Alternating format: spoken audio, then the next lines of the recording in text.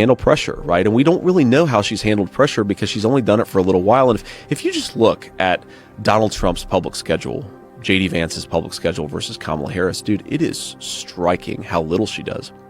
There was an interview that she did. I think it's the only really tough interview she's done with Brett Baier of Fox News. I believe that she had a clear calendar for 2 days before she did this interview. So they're just prepping her? Just prepping her. But, how can you actually, that's not pressure. If you could just take 2 days off for one single interview, that's not pressure. And also just little things. I mean, look, there's this story out there.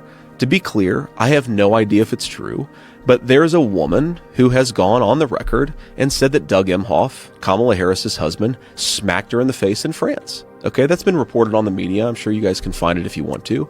Okay, again, maybe it's not true, maybe it is true, but these things take time to actually figure out and investigate. And here's the thing. You know this, I know this, most people know this. If you are a domestic abuser, that usually doesn't stop with one person. Like, most domestic abusers are serial domestic abusers. Is it in the public interest to do some investigation about whether the White House, the president, could be sharing the White House with the person who is engaged in domestic abuse? That is in the public interest to know.